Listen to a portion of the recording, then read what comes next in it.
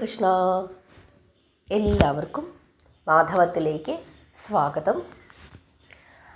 ദശരഥ മഹാരാജാവിൻ്റെ കഥയാണ് നമ്മൾ കഴിഞ്ഞ 2 ദിവസങ്ങളിലായിട്ട് പറഞ്ഞുകൊണ്ടിരിക്കുന്നത്. ദശരഥൻ അങ്ങനെ ഇന്ദ്രനെ കാണുകയും ശനിയുടെ ആ ദൃഷ്ടിദോഷം മാറ്റുകയും പിന്നീട് അയോധ്യയിലേക്ക് തിരിച്ചു പോരുകയും ചെയ്തു എന്നുള്ള ഭാഗമാണ് നമ്മൾ പറഞ്ഞത്. അങ്ങനെ അയോധ്യയിൽ മഴ പെയ്യുകയാണ്. ഇന്ദ്രൻ 7 ദിവസം അയോധ്യയിൽ മഴ പെയ്യിച്ചു.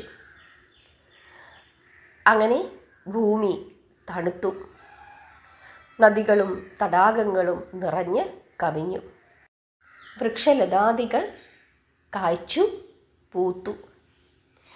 അങ്ങനെ എല്ലാവർക്കും വളരെയധികം സന്തോഷമാണ് പിന്നീട് ഉണ്ടായത്. പ്രജകൾ ദാനധർമ്മങ്ങൾ ചെയ്തു.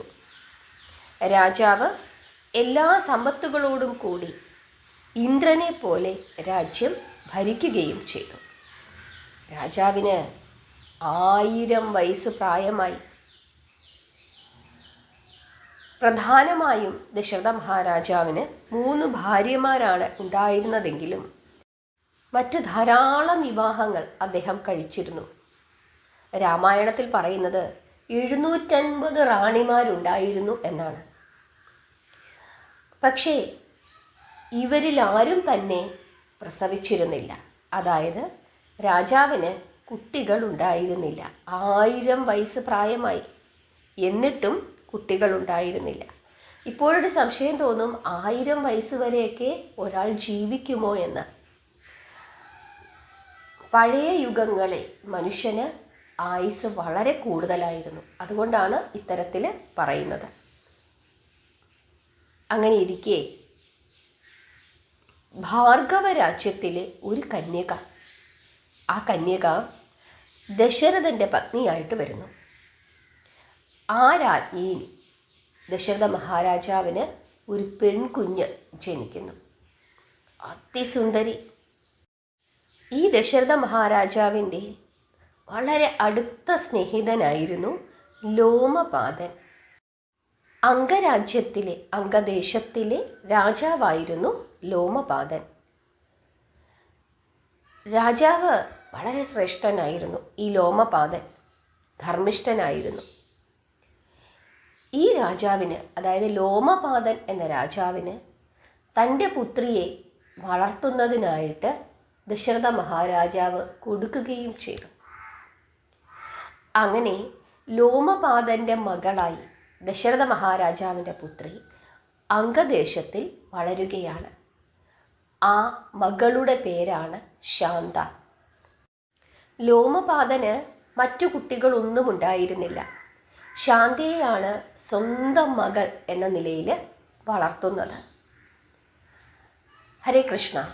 നമ്മൾ വൈശാലി എന്ന സിനിമ കണ്ടിട്ടുണ്ട് അല്ലേ? ഭരതൻ എന്ന സംവിധായകൻ്റെ വൈശാലി എന്ന സിനിമ. അവിടെ ലോമപാദൻ്റെ രാജ്യത്തിൽ മഴ പെയ്യാതിരുന്നതുകൊണ്ട് ഋഷ്യശൃംഗൻ എന്ന മുനിയെ രാജ്യത്തിലേക്ക് വരുത്തുന്നതിനായിട്ട് വൈശാലി എന്ന ഒരു സ്ത്രീ പോകുന്നതും ഋഷ്യശൃംഗനെ ആകർഷിച്ച് വൈശാലി രാജ്യത്തിലേക്ക് കൊണ്ടുവരുന്നതും നമ്മൾ ആ സിനിമയിൽ കണ്ടു. അങ്ങനെ ഋഷ്യശൃംഗൻ ആ രാജ്യത്തിൽ, അതായത് ലോമപാദൻ്റെ അംഗരാജ്യത്തിൽ എത്തിയപ്പോൾ അവിടെ മഴ പെയ്തു എന്നും പിന്നീട് തൻ്റെ മകളെ ഋഷ്യശൃംഗന് വിവാഹം കഴിച്ചു കൊടുക്കുകയും ചെയ്തു എന്നും നമ്മൾ ആ സിനിമയിൽ കണ്ടു അല്ലേ? പാർവതി ആയിരുന്നെന്ന് തോന്നുന്നു അല്ലേ? പാർവതിയെയാണ് വിവാഹം കഴിപ്പിച്ചു കൊടുക്കുന്നത്. പാർവതിയാണ് അതിൽ അഭിനയിച്ചിരിക്കുന്നത്. ആ പുത്രിയാണ് ആര്? ശാന്ത. ആ ശാന്ത യഥാർത്ഥത്തിൽ ആരുടെ മകളാണ്? ദശരഥ മഹാരാജാവിൻ്റെ മകളാണ്. അതായത് ശ്രീരാമചന്ദ്രൻ്റെ സഹോദരിയാണ്. ഭാർഗവ രാജ്യത്തിലെ ഒരു കന്യകയിൽ ദശരഥ മഹാരാജാവിനുണ്ടായ പുത്രിയാണ് ശാന്ത. ഇപ്പോൾ ലോമപാദൻ്റെ മകളായി വളരുന്നു.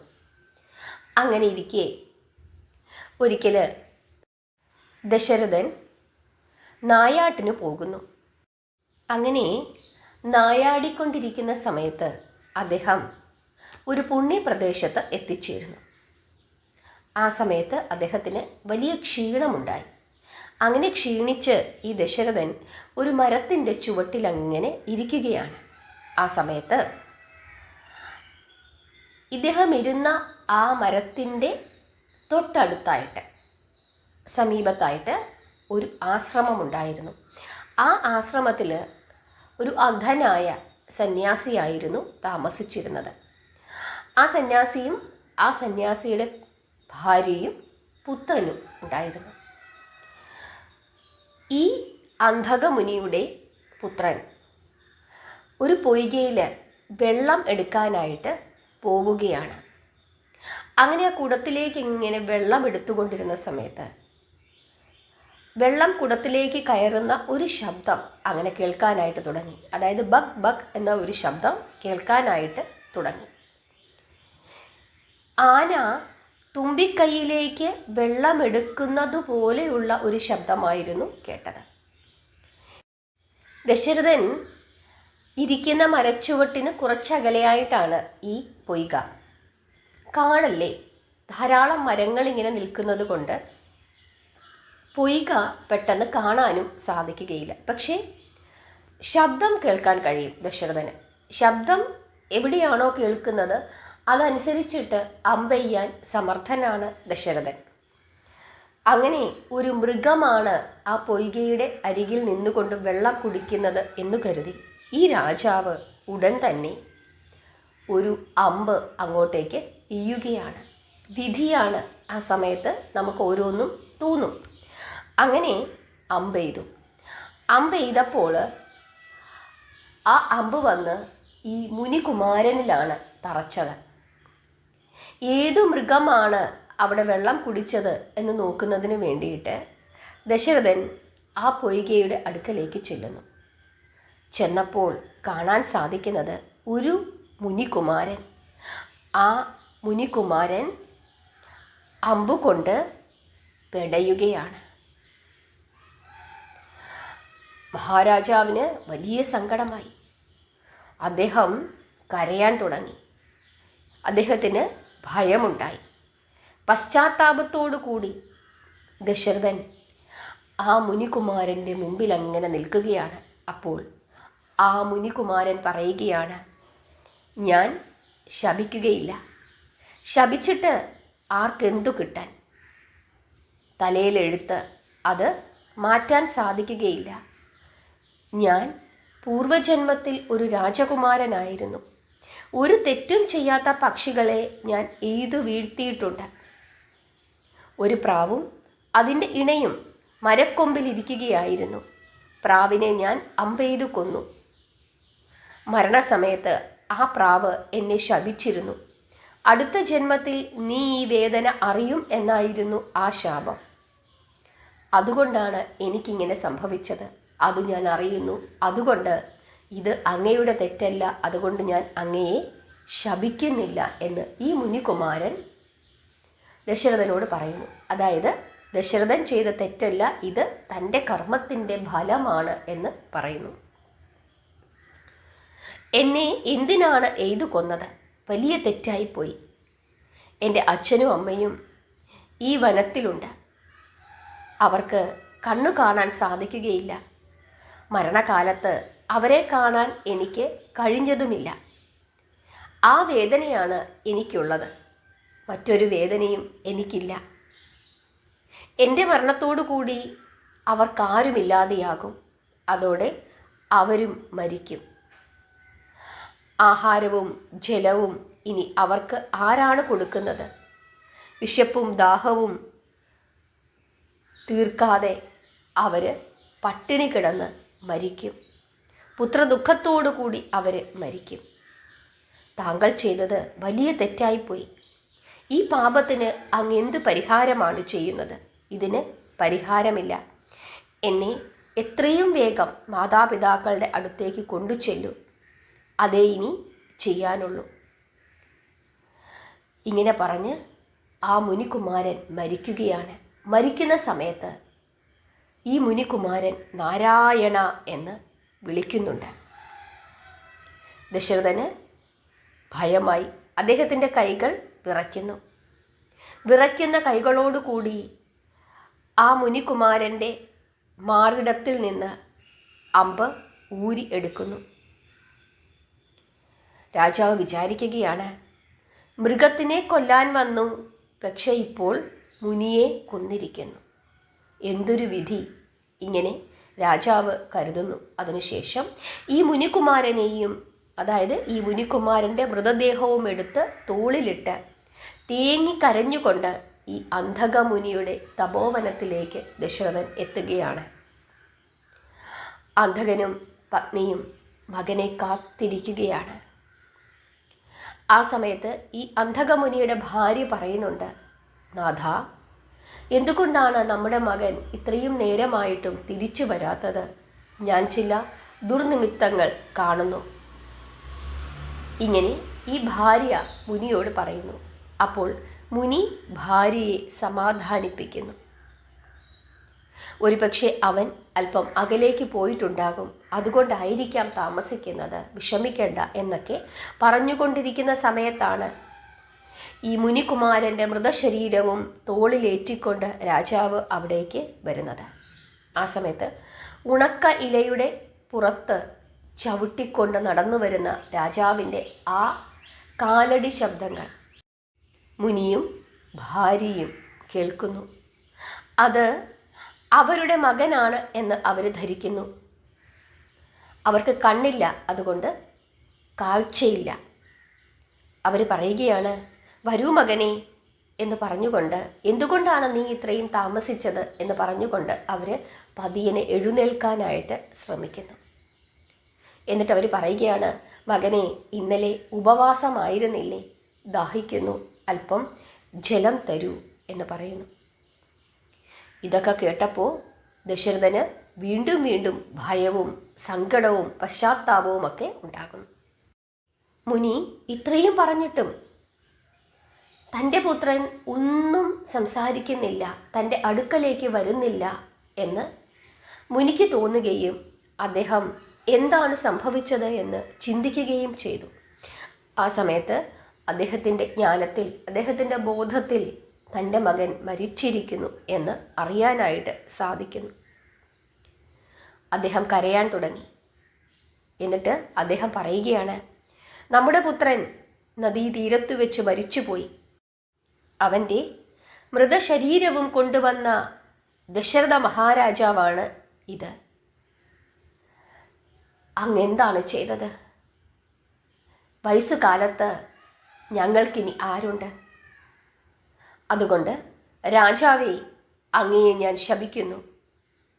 ഇതുപോലെ പുത്രശോകത്തോടെ നിങ്ങളും മരിക്കുവാനിടയാകും.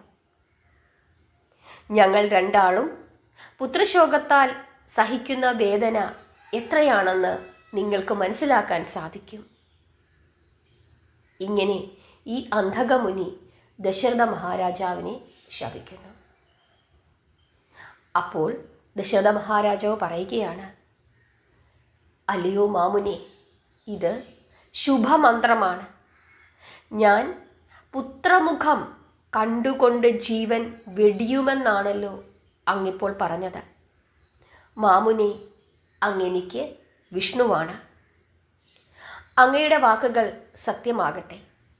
ഈ ശാപം കൊണ്ട് എൻ്റെ മനസ്സിൽ സന്തോഷമാണ് ഉണ്ടാകുന്നത്. ഇത് ശാപമല്ല, അനുഗ്രഹമാണ്. ഇങ്ങനെ ദശരഥൻ മുനിയോട് പറയുന്നു. എന്തുകൊണ്ടാണ് ദശരഥ മഹാരാജാവ് അങ്ങനെ പറഞ്ഞത്? കാരണം ആ നിമിഷം വരെ അദ്ദേഹം പുത്രശോകം അനുഭവിക്കുകയാണ്. കാരണം അദ്ദേഹത്തിന് മക്കളില്ല, പുത്രനില്ല. പുത്രശോകം അനുഭവിക്കണമെങ്കിൽ ഒരു പുത്രൻ ഉണ്ടാകണമല്ലോ. ആ നിലയ്ക്കാണ് അദ്ദേഹം അങ്ങനെ പറഞ്ഞത്. ആ സമയത്ത് ഈ അന്ധകമുനി ധ്യാനിക്കുന്നു. എന്നിട്ട് ധ്യാനദൃഷ്ടിയിൽ നാരായണൻ ദശരഥ മഹാരാജാവിൻ്റെ ഭവനത്തിൽ ജനിക്കുമെന്ന് മുനി മനസ്സിലാക്കുന്നു. അങ്ങനെ മനസ്സിലാക്കിയിട്ട് അദ്ദേഹം രാജാവിനോട് പറയുകയാണ്, രാജാവേ, സമാധാനത്തോടുകൂടി പൊയ്ക്കൊള്ളുക. നാരായണൻ 4 പുത്രന്മാരായി അങ്ങയുടെ ഭവനത്തിൽ ജനിക്കും. എൻ്റെ ശാപം പുത്രശോകത്തിനാണ് എങ്കിലും അങ്ങയ്ക്ക് ആ ശാപം മൂലം പുത്രനുണ്ടാകും. പക്ഷേ അങ്ങ് പുത്രശോകത്താൽ തന്നെ മരണപ്പെടുകയും ചെയ്യും. പുത്രൻ ജനിച്ചു കഴിഞ്ഞാൽ പിന്നെ അങ്ങയ്ക്ക് 11 വർഷം മാത്രമേ ആയുസ് ഉണ്ടാവുകയുള്ളൂ. ഇങ്ങനെ ഈ അന്ധകമുനി ദശരഥനോട് പറയുന്നു. ഇത് കേട്ടപ്പോൾ ദശരഥ മഹാരാജാവിന് ആശ്വാസമാണ് ഉണ്ടായത്. അതിനുശേഷം ഈ അന്ധകമുനി താൻ എങ്ങനെയാണ് അന്ധനായി തീർന്നത് എന്ന കഥ കൂടി ദശരഥ മഹാരാജാവിന് പറഞ്ഞു കൊടുക്കുന്നു. അതായത് ത്രിജട എന്ന മഹർഷിയെ ഗൃഹത്തിലേക്ക് ക്ഷണിക്കുകയും അദ്ദേഹത്തിന് പൂജ ചെയ്യുകയും ചെയ്തു ഈ അന്ധകമുനിയുടെ പിതാവ്. അങ്ങനെ പൂജയെല്ലാം കഴിഞ്ഞ് അദ്ദേഹത്തിനുള്ള എല്ലാ ആഹാരങ്ങളുമൊക്കെ നൽകിയതിനു ശേഷം ഈ ത്രിജട എന്ന മഹർഷി തിരിച്ചു പോകുന്ന സമയത്ത് ഈ അന്ധകമുനിയുടെ പിതാവ് ഈ മുനിയോട് ത്രിജട എന്ന മഹർഷിയെ നമസ്കരിക്കാനായിട്ട് പറയുന്നു. ഇത് ഇദ്ദേഹത്തിന് അത്ര ഇഷ്ടപ്പെട്ടില്ല. അങ്ങനെ കണ്ണടച്ചുകൊണ്ട് ഈ മുനി ത്രിജട എന്ന മഹർഷിയെ നമസ്കരിക്കുന്നു. അന്ന് കുട്ടിയാണ്. അതിൻ്റെ ഫലമായിട്ടാണ് തനിക്ക് കണ്ണുകൾ നഷ്ടപ്പെട്ടത്, അന്ധനായി തീർന്നത് എന്ന് ഈ അന്ധകമുനി തൻ്റെ കഥയായി ദശരഥ മഹാരാജാവിനോട് പറയുന്നു. പിന്നീട് തൻ്റെ ഭാര്യയും അന്ധയായി തീർന്നു എന്നും പറയുന്നു. എന്നിട്ട് പറയുകയാണ് അദ്ദേഹം വീണ്ടും, അങ്ങ് എൻ്റെ ശാപത്തെ അനുഗ്രഹമായി സ്വീകരിച്ചുവല്ലോ, അത് സത്യമായി തീരും. അങ്ങ് വനത്തിൽ സഞ്ചരിച്ചപ്പോൾ അങ്ങയ്ക്ക് ഒരു സ്ത്രീഫലം ലഭിച്ചുവല്ലോ, ആ സ്ത്രീഫലം ഞാൻ പ്രസാദമായി അങ്ങയ്ക്ക് നൽകുന്നു. ആ സ്ത്രീഫലത്തിൽ നിന്ന് അങ്ങയ്ക്ക് പുത്രൻ ജനിക്കും. ചക്രപാണിയാണ് ജനിക്കുന്നത്. അങ്ങ് ഒരു കാര്യം ചെയ്യുക, ഋഷ്യശൃംഖനെ വരുത്തുക, എന്നിട്ട് പുത്രകാമേഷ്ടിയാഗം നടത്തിക്കൊള്ളുക. ഇങ്ങനെ പറയുന്നു. എന്നിട്ട് തൻ്റെ മകൻ മരിച്ചു കിടക്കുന്ന അടുത്തേക്ക് തന്നെ കൊണ്ടുപോകൂ എന്ന് പറയുന്നു. ദശരഥൻ വിറയ്ക്കുന്ന കൈകളോടുകൂടി ആ മൃതദേഹം ഈ അന്ധകമുനിയുടെയും ഭാര്യയുടെയും അടുക്കലേക്ക് വെച്ചു കൊടുക്കുന്നു. പുത്രനെ മടിയിൽ കിടത്തിക്കൊണ്ട് ആ മഹർഷി തേങ്ങിക്കരഞ്ഞു. കാണാൻ കഴിയാത്തതുകൊണ്ട് കൈകൾ കൊണ്ട് തപ്പി ആ മൃതദേഹത്തെ അവർ അറിയുന്നു.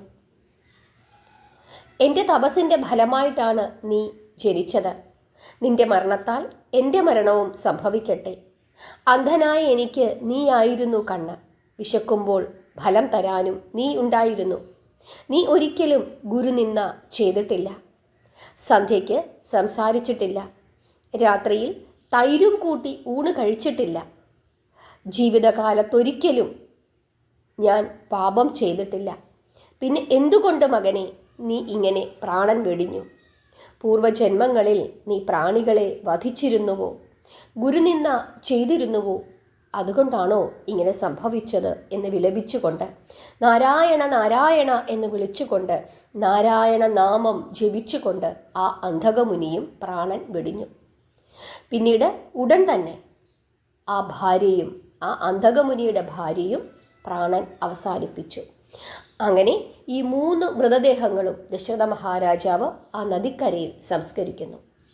അതിനുശേഷം കരഞ്ഞ് ദശരഥൻ എവിടെ എത്തിച്ചേരുന്നു?